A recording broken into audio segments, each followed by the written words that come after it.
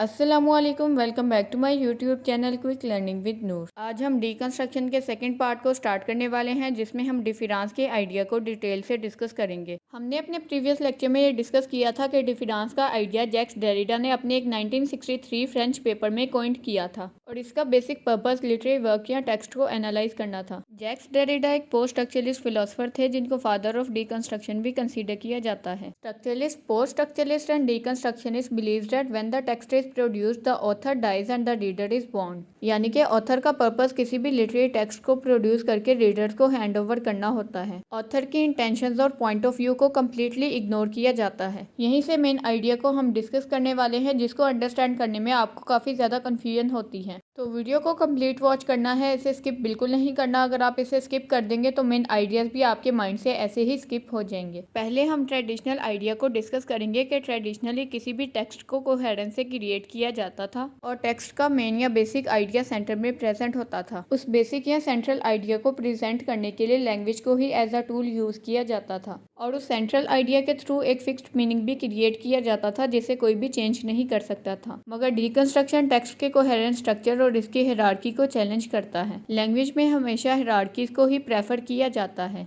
और डीकंस्ट्रक्शन के ये भी अटेम्प्ट होती है कि टेक्स्ट के हिडन एलिमेंट्स को फाइंड आउट किया जाए। ट्रेडिशनली टेक्स्ट में से जिस डोमिनेंट थीम को डिस्कवर किया जाता था, डीकंस्ट्रक्शन उसे सबवर्ट यानी कि उलट पुलट कर देता है। अगर आपने अभी तक मेरे यूट्यूब चैनल को सब्सक्राइब नहीं किया तो इस चैनल को जल्दी से सब्सक्राइब कर दें और साथ बेल आइकन को भी प्रेस कर दें, ताकि आपको मेरी हर नई वीडियो का नोटिफिकेशन सबसे पहले मिल सके। स्ट्रक्चरलिज्म, पोस्ट स्ट्रक्चरलिज्म और डीकंस्ट्रक्शन पर डिटेल वीडियो लेक्चर्स मेरे यूट्यूब चैनल पर ऑलरेडी अपलोडेड हैं। उन वीडियोस के लिंक भी नीचे डिस्क्रिप्शन में प्रोवाइडेड है और उन वीडियोस के साथ इजी नोट्स भी शेयर किए गए हैं, जिनसे आप हेल्प ले सकते हैं। Deconstruction challenges that the language is a close system and the meaning is fixed. Traditionally ये बिलीव किया जाता था कि लैंग्वेज एक क्लोज सिस्टम है और उस लैंग्वेज के थ्रू जो भी मीनिंग कन्वे किया जाता है वो फिक्स होता है, उसे कोई भी चेंज नहीं कर सकता। Now the most important idea to be noted is deconstruction believes that language is an open system and meaning can depend on context that can be in the form of culture. Deconstruction movement structuralism के ideas को subvert करती है। Structuralism में जो language close system थी, वही language deconstruction में open system हो जाती है। स्ट्रक्चरलिज्म में मीनिंग फिक्स था और उसे कोई भी चेंज नहीं कर सकता था, जबकि डीकंस्ट्रक्शन में मीनिंग कॉन्टेक्स्ट यानी कि कल्चर पर डिपेंड करता है। कॉन्टेक्स्ट यानी कि कल्चर के चेंज होने से मीनिंग भी चेंज हो जाता है। इसकी बेस्ट एग्जांपल अनियन यानी कि प्याज है, जिसका साइंटिफिक नेम एलियम सिपा है, मगर डिफरेंट कल्चर्स में इसे गंडा, बसल, वसल और डिफरेंट नाम से पुकारा जाता है। एक वर्ड को मीनिंग किसी भी दूसरे वर्ड के मीनिंग के साथ कंपेयर करके दिया जाता है। यानी कि अगर हम वर्ड कैट की बात करें तो उसका मीनिंग डिफरेंट है वर्ड बैट से। ऑल्दो इन दोनों वर्ड्स के साउंड और स्पेलिंग ऑलमोस्ट सेम है, बट इन्हें रिकॉग्नाइज करने के लिए हम इन्हें डिफरेंट मीनिंग देंगे। यानी कि अगर कैट का मतलब हमने बिल्ली रखा है तो बैट का मतलब बिल्ली से डिफरेंट होना चाहिए। वर्ड्स को डिफरेंट मीनिंग्स इस वजह से दिए जाते हैं ताकि उनके दरमियान कंफ्यूजन क्रिएट ना हो, और इसी मेथड से वर्ड्स और लैंग्वेज को यूनिक बनाया जाता है। Now we are going to define difference. Difference is a pun on difference and deferment by which meaning is generated. Pun is a literary device in which multiple meanings are originated or derived from a single word. Jacques Derrida difference को difference और deferment में convert करते हैं, यानी कि word difference, difference और deferment का combination है। कंप्लीट मीनिंग को हमेशा डेफर्ड यानी कि पोस्टपोन किया जाता है और उसका मीनिंग दूसरे वर्ड के मीनिंग से हमेशा डिफरेंट होता है। डिफरेंस में किसी भी डीकंस्ट्रक्टिव रीडिंग के दरमियान किसी भी वर्क को यूनिटी या कोहेरेंस प्रोवाइड किया जाता है, जबकि डेफरेंस या फिर डेफर में ये डिस्कस किया जाता है कि किसी भी वर्ड को कैसे कोई मीनिंग दिया जाता है जो कि दूसरे वर्ड से बिल्कुल डिफरेंट हो। जैसा कि हम सब लोग ये जानते हैं कि जैक्स डेरिडा एक फ्रेंच फिलोसफर थे। उन्होंने अपनी मोस्ट इंपॉर्टेंट कोटेशन भी फ्रेंच लैंग्वेज में लिखी थी। अगर हम इस कोटेशन को इंग्लिश लैंग्वेज में ट्रांसलेट करें तो इस कोटेशन को ऐसे प्रोनाउंस किया जाएगा, we will have to say there is nothing outside the text. ये बहुत ज्यादा टेक्निकल टर्म है, तो इस पे आपने अच्छे से फोकस करना है। अब आप सब लोग ये सोच रहे होंगे कि हमने तो डीकंस्ट्रक्शन में ये डिस्कस किया था कि टेक्स्ट पर कॉन्टेक्स्ट का भी इन्फ्लुएंस होता है और कॉन्टेक्स्ट तो टेक्स्ट को इफेक्ट करने वाले एक्सटर्नल फैक्टर्स में से एक है। मगर यहाँ पर जैक्स डेरिडा ये कह रहे हैं कि टेक्स्ट के आउटसाइड कुछ भी प्रेजेंट नहीं होता, तो यहीं से ये ट्विस्ट स्टार्ट होता है। जैक्स डेरिडा ने इस कोटेशन में एक ट्रेडिशनल आइडिया को प्रेजेंट किया है, जिसको वो डीकंस्ट्रक्ट करते हैं। न्यू क्रिटिसिज्म और स्ट्रक्चरलिज्म में सिर्फ टेक्स्ट पर फोकस किया जाता था और ये बिलीव किया जाता था कि कॉन्टेक्स्ट का टेक्स्ट पर कोई भी इन्फ्लुएंस या इफेक्ट नहीं होता था।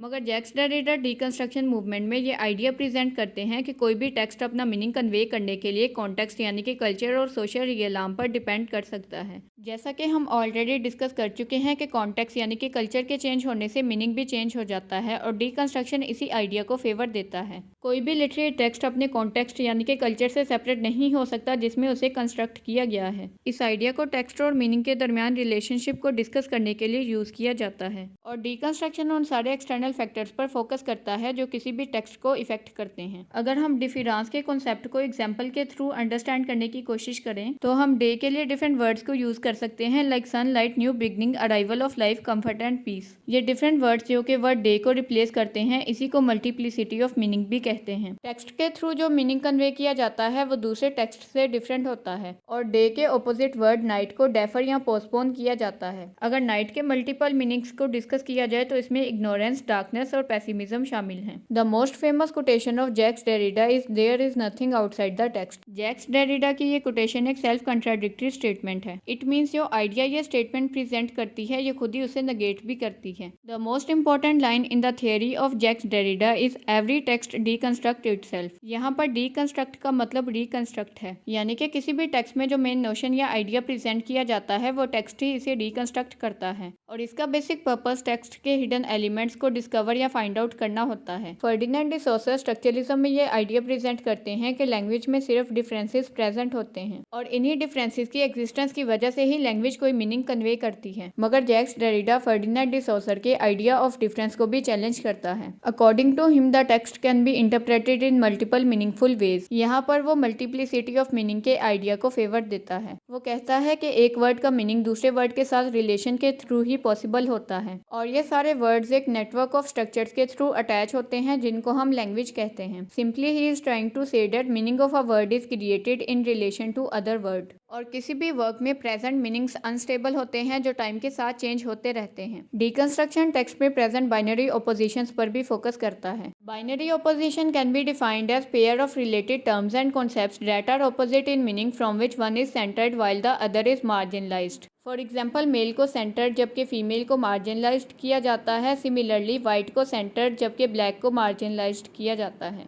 डीकंस्ट्रक्शन बाइनरी ऑपोजिशन के आइडिया को भी रिजेक्ट करता है जिसमें एक चीज को सेंटर जबकि दूसरी चीज को मार्जिनलाइज किया जाता है। स्ट्रक्चरलिज्म, पोस्ट स्ट्रक्चरलिज्म और डीकंस्ट्रक्शन पर मेरे यूट्यूब शॉर्ट्स भी अवेलेबल हैं जिनमें मैंने टेबल्स के थ्रू आपको ये सारे कॉन्सेप्ट समझाने की कोशिश की है। उन शॉर्ट्स के लिंक भी नीचे डिस्क्रिप्शन में प्रोवाइडेड हैं जिनसे आप हेल्प ले सकते हैं। आई होप डीकंस्ट्रक्शन मूवमेंट के मेन नोशंस या आइडियाज आपको अच्छे से समझ आ गए होंगे। So that's all for today. Thank you so much for watching this video. So I hope आज के लेक्चर की आपको अच्छे से समझ आ गई होगी। If you have any query और question then you can ask in the comment section. आप कम्युनिटी टैब को विजिट करके हमारी डेली कन्वर्सेशंस का पार्ट भी बन सकते हैं। अगर आप कुछ कंट्रीब्यूट करना चाहते हैं तो आप कम्युनिटी टैब के थ्रू कंट्रीब्यूट भी कर सकते हैं। अगर आपने अभी तक मेरे यूट्यूब चैनल को सब्सक्राइब नहीं किया तो इंग्लिश लैंग्वेज, ग्रामर, लिटरेचर और लिंग्विस्टिक्स से रिलेटेड डिटेल वीडियो लेक्चर्स के लिए मेरे यूट्यूब चैनल को सब्सक्राइब कर दें और साथ बेल आइकन को भी प्रेस कर दें ताकि आपको मेरी हर नई वीडियो का नोटिफिकेशन सबसे पहले मिल जाए। जो नोट्स आपको इन वीडियोस में प्रोवाइड किए जाते हैं वो आप अपने एग्जाम्स में भी यूज कर सकते हैं। अगर वीडियो आपके लिए हेल्पफुल थी तो वीडियो को जल्दी से लाइक कर दें और दोस्तों के साथ शेयर भी कर दें और कमेंट सेक्शन में अच्छा सा कमेंट भी कर दें। अगर आपने अभी तक मेरे फेसबुक पेज को फॉलो नहीं किया तो मेरी फेसबुक आईडी का लिंक भी नीचे डिस्क्रिप्शन में प्रोवाइडेड है, जल्दी से जाकर उस पेज को भी फॉलो कर दें। जिन टॉपिक्स पर आप डिटेल वीडियो लेक्चर चाहते हैं उनकी रिकमेंडेशन भी आप कमेंट सेक्शन में दे सकते हैं। तो अपना बहुत ज़्यादा ख्याल रखिएगा, मुझे दुआओं में याद रखिएगा। इंशाल्लाह we will meet in the next lecture. Till then, अल्लाह हाफिज़।